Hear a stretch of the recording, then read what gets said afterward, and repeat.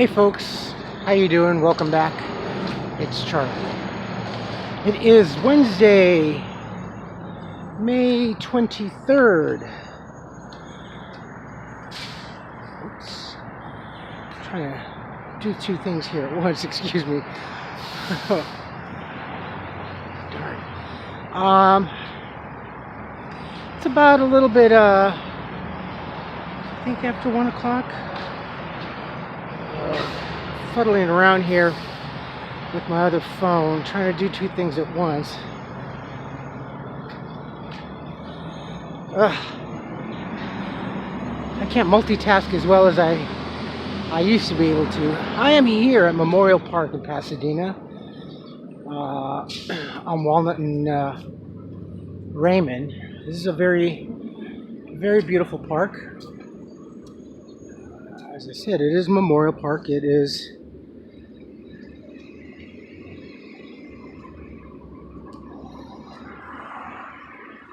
our Veterans Park, I would best say, I would think.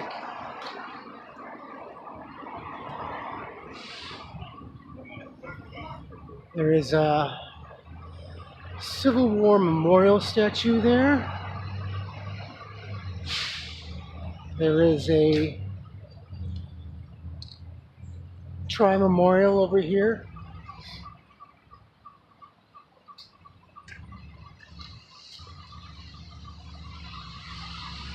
Oh, let me basically start off here. Thank you again for your comments. I appreciate it, and it gives me an idea of what to do for the vlogs. So I was asked if I had my own organization, aside from feeding and sleeping bags and stuff like that, of that nature, what would I do? You know, when I was still with the pastor, and I'm just going to show you here as I speak. When I was still with the pastor and doing what I was doing, I had asked my other co-worker, Sue. Sue is the graphic artist, his graphic artist, and she's the one that would do the websites and maintain that and do the help do the publishing for flyers and whatnot, and kind of do the media side of that, of the publishing nature. I was just doing the videography and the photography, so, and the event coordination. So I kind of did quite a bit. But and I had asked her one day, it was kind of towards the end when things weren't going so well, and I could see that he was kind of like really not doing things properly, I guess, maybe from my point of view of how maybe things should be better approached. I would have to say mismanagement. This is the Levitt Pavilion. I digress. I apologize. Levitt Foundation is a long family. They have a few of these amphitheaters across the country. The big one in Texas. They do a lot of venues, and in the summertime we have a lot of concert here. Usually maybe 3 to 4 times a week, though they've kind of reduced the budget, so I don't really know what they're going to do. I know it was greatly reduced last year by 1 day. But anyway, I had asked Sue, just out of the blue, I go, hey Sue, you know what? I go, what would happen if, let's say, just, you know, throwing something out there, out of pure nature, out of craziness, what would happen if I won the lottery and I wanted to Try to get my own organization. Say I wanted to buy the pastor out. How hard would it be for me to get licensed and get my own 401 or 501(c) status? She says, "Oh, you wouldn't have to really. That license comes with buying him out." And I said, "Oh, wow, that's fantastic." And that was always something in the back of my mind. Starting my own organization. It's not as easy to do, and it's pretty hard to maintain. This here is where I stayed a few nights. This is where I spent my first night homeless, right behind this beautiful tree right here, laying on these slabs of stone. Very uncomfortable, but I was trying to stay out of sight. Yeah, I remember that very well, my first night. And then the second night, the sprinklers came on around 2 o'clock in the morning. There's sprinklers right over there that water the lawn, and they were overshooting and soaked the hell out of me. This part right here, I love this part of the park. It's got some funky trees, and this tree right there, that one right there in particular, I love. So I had asked her, she says, yeah, it comes with the purchase of the organization.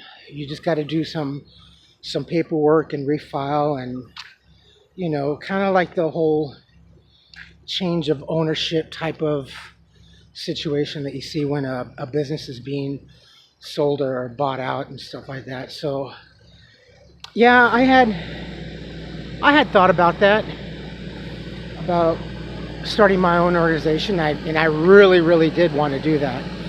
Thank you for the comment and the question. What would I do aside from, yes, the typical feeding of homeless people, providing them with sleeping bags and blankets? I would like to keep it here in San Gabriel area. I wouldn't want to go to Los Angeles. There's enough missions and places like that for homeless people.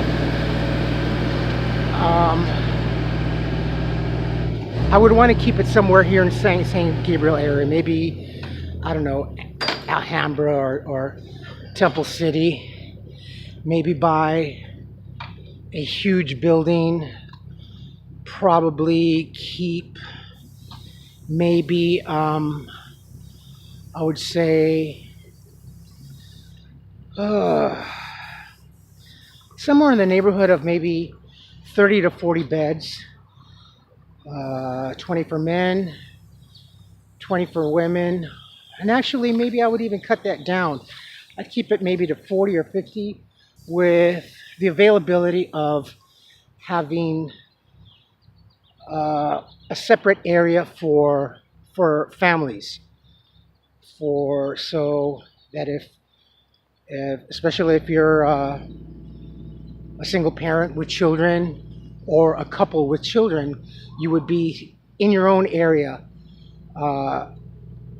segregated away from like the general population of just having one side of men and women. But yeah, I would definitely have a section for men, a section for women, and maybe a nice big section for families or people with children. I'm not sure if I would do the animal thing. Maybe, I don't know how difficult it would be, maybe to have like a kennel for homeless people with pets. And I would only accept if you have a pet, maybe just a dog or a cat. Nothing exotic, nothing like that. Just a dog or a cat. I would also incorporate an area Definitely, I would have like a little mess hall type of area. Provide them with meals at least 3 times a day. I would try to get sponsorship, like corporate sponsorship, um, clothing company, sporting good companies. Definitely, maybe Swiss, JanSport. I would also try to offer backpacks, the kits that would be toiletry kits and stuff like that. Um, you would have to have people sign in and register, and I would also try to do a program where they can get help. I mean, resources of all kind. I mean, and when I say of all kind, I mean housing, mental health, um, medical, uh, especially resources for women, because they really, really need it out here, and it's it's hard for women out here. Uh, More so because there's always the danger of violence, and I mean rape, forced into prostitution, and things like that. Especially when it comes to young women, when a young woman becomes homeless, this is the original spot of the Pasadena main public library. This is where it used to be, right here actually. This is the cornerstone and the entrance of the public library. There's a lot of danger, always a potential danger, and once a woman becomes homeless, these pariahs come out and they just get at them like just sharks. It's a very, very sad thing. They do their best to try to stay away from that, but in the long run, they succumb to that because they're scared, and they find it hard, and it's a struggle. So they usually succumb to that. And I've known a few ladies and young ladies that have done that. We used to come out here and congregate and just have a good time, but not to really say it in a mean way, but the seedy element from Central Park, and I'll do a video on that. Started coming over here to Memorial Park and started taking over, doing drugs and everything. And this morning, to my surprise, just to prove, I noticed this from afar. Right there. Yes, that is it. That's what you think. It's a hypo. It's a syringe. So they're doing drugs out here. So aside for shelter, for segregating men and women and families, definitely have to have something for families. That's another thing. California is a very, very difficult state to be homeless with children, because once the state finds out that you're homeless with a child, or even living in your car, they do their best to come and remove said child. I understand, but sometimes you do more damage. And the thing is that in any given state, when they remove a child from parents and put them in the foster care system, they do it not so much as really, and don't be angry, but you really have to do your homework. It's part of a system. They make money off of foster children in foster homes. I'll get into that some other time. But yeah, definitely housing, food. I would make sure that I would probably have maybe 10 to 12 stalled showers. Not so much as open gym. Maybe with a partition. Not so much as individual like curtains or whatever, but a partition shower. Definitely available. 3 hot meals a day, or maybe 2 hot meals and a cold lunch. hot breakfast, hot dinner, and cold lunch.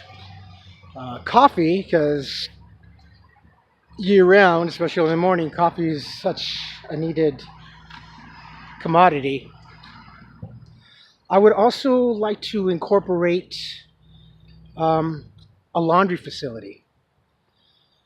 Uh, Maybe have 8 laundry machines, industrial laundry machines like you see, your local laundry machine, because just buying a regular Kenmore washing machine and having to wash homeless people's clothing is pretty hard.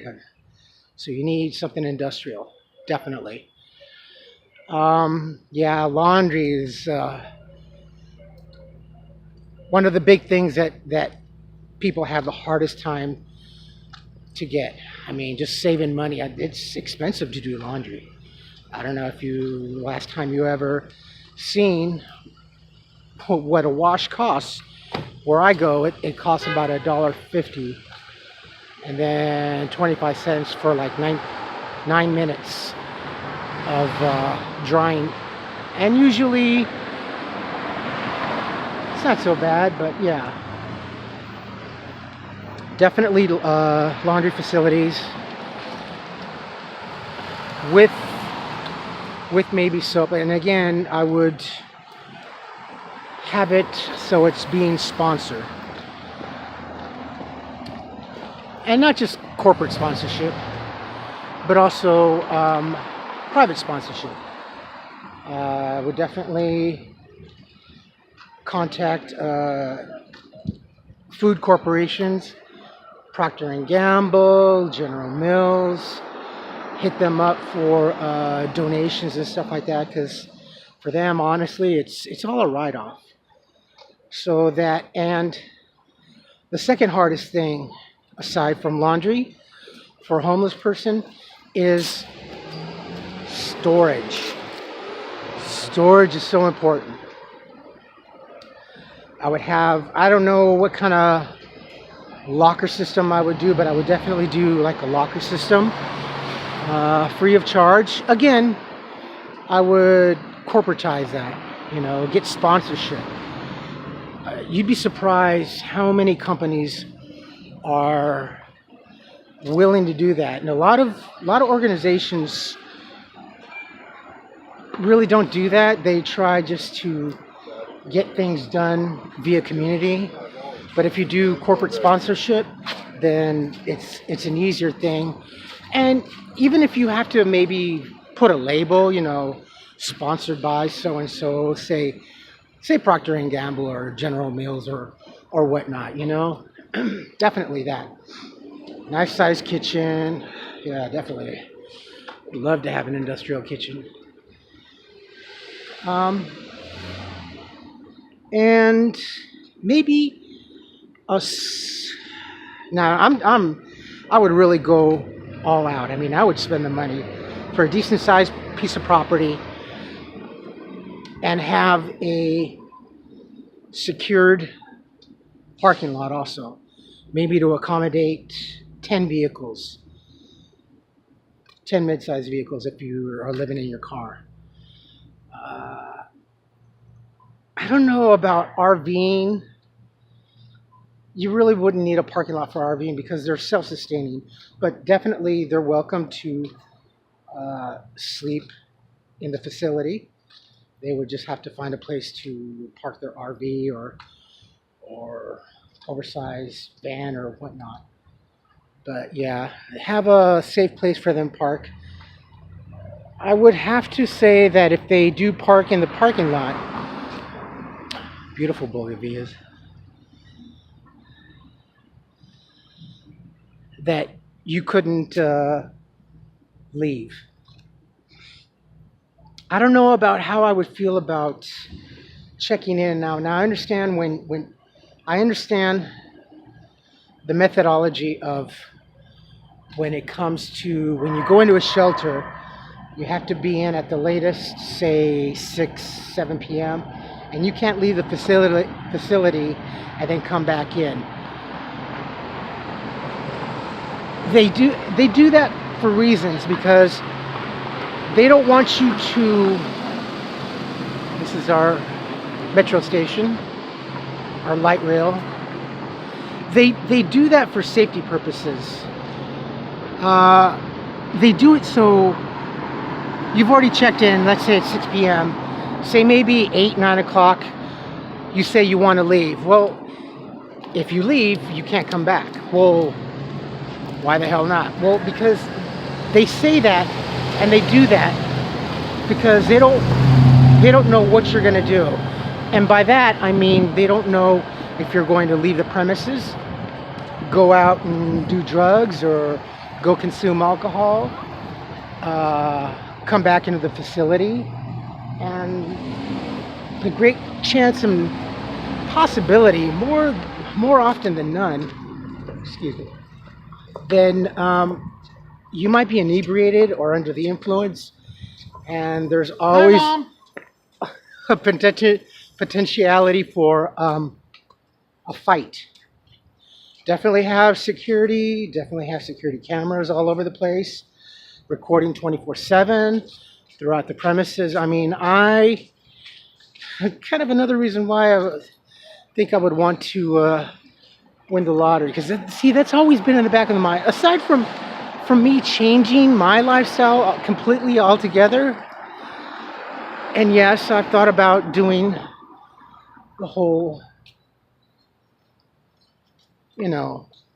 ownerization. Yeah, you'd have to have good security, enforce security, have a situation with the local authorities and whatnot. But yeah, and there was another thing right there, because so many homeless people have bicycles, and there's another potentiality that I would have a locker or a bike rack, or kind of like these. These are bike lockers for commuters by the Metro Authority, the Transit Authority. It's kind of a good idea, and I like this because it's safe. Your bicycle's in there and no one can touch it. No one can do any damage, versus just having it locked up to a locker. There's always potentiality for people stealing parts from bicycles, and you don't want that kind of trouble. Most definitely, you don't want that kind of trouble. But yes, what would Charlie do? I would do something like that, and even a friend of mine even thought about. We were talking about this about a couple years ago. Another good thing is there's so many also abandoned, like in front of me right there, that white building. It's a parking lot. You could also turn a parking lot into open-aired housing, starting with water being fed through maybe a channel system from the top, spiraling all the way down to the bottom. Maybe having families at the top, or women where they're at the safest point, and then going down to a men's section downstairs. Gated, of course, separated. But there's just so much. And yes, I've thought about this thoroughly. And that was a great question that you posed. And Jan, yes, it was PTSD that I was trying to think of. Thank you. Thank you. This is one of the old alleyways that I was just walking through. There's quite a few here in Pasadena.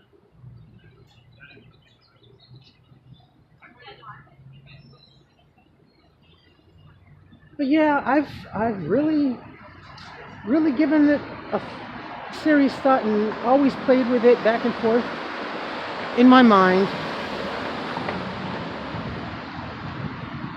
that I would like to start my own 501(c)(3). But try to find donors, and maybe not make it so corporate, but get corporate sponsorship, because that helps a lot. Because the community, not every community is going to be wanting to help financially. people do love to give clothing and food to said organizations. So yeah, that would not be a problem. You know, there would be a set, maybe a dock where you can come in and donate food and clothing and whatnot, and have hire some of the homeless people to do some sort of separation, kind of like the Salvation Army, but not forgetting their place of what they started, like the Salvation Army, like the Goodwill store.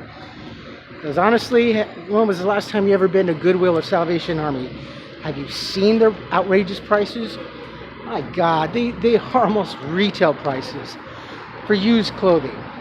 Yeah, they seem to have lost their way. I'm on Big Bang Theory Alley here, going down to Colorado. There used to be quite a few speakeasies here in Pasadena. This used to be the red light district, not so many years ago, not too long ago. From what I've shown you here in Colorado, it's just been just maybe 20 years 20 years that they revamped it. This was a pretty seedy place, and even just a few short years ago, the adult themed store here was they had peep shows, they had a back room. It was pretty bad. You wouldn't think that it would be so, but yeah, Pasadena's got a past, but they're doing their best, and the city spent a lot of money, so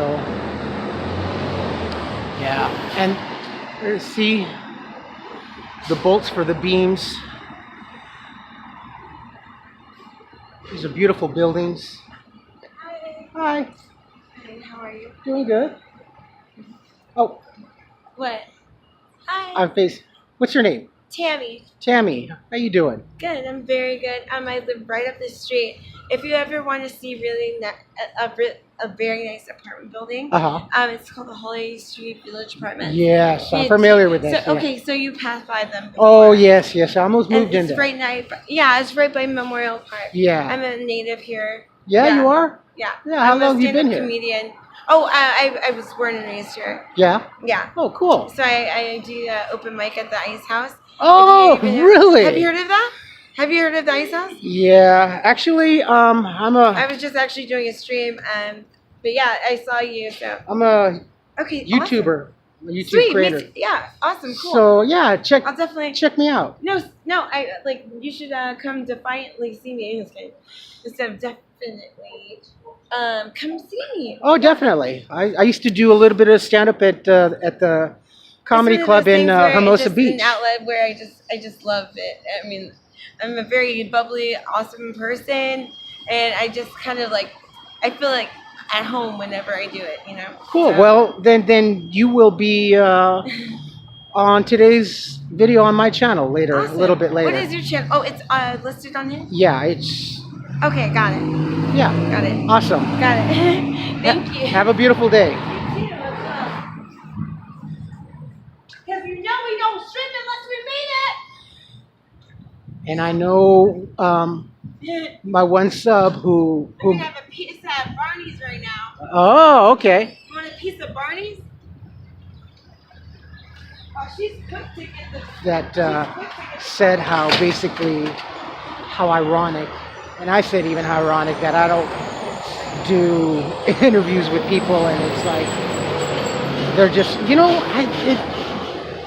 and not to really digress, it's, things are falling into place. These little things in my life that are happening now, that is so weird. There's a calling, I guess, a bigger, stronger calling, so that is so funny. And I know you are going to be rolling because you're going to be saying, see, Charlie? Yep. And you guys... Oh, another comment was, I'm so wise. Thank you for saying that.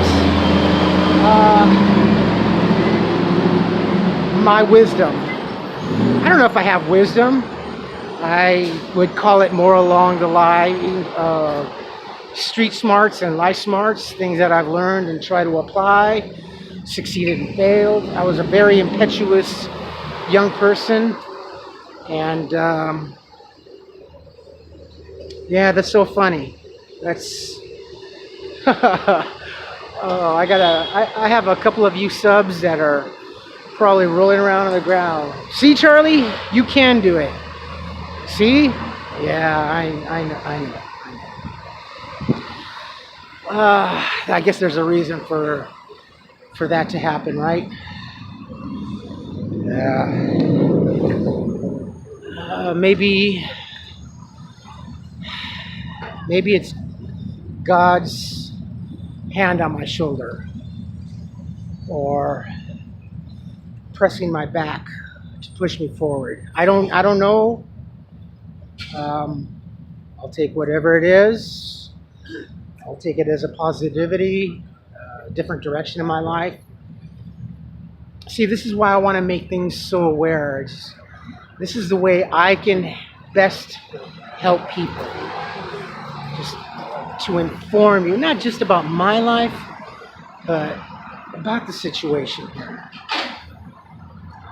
Like I said, it's not getting any better, it's just getting worse.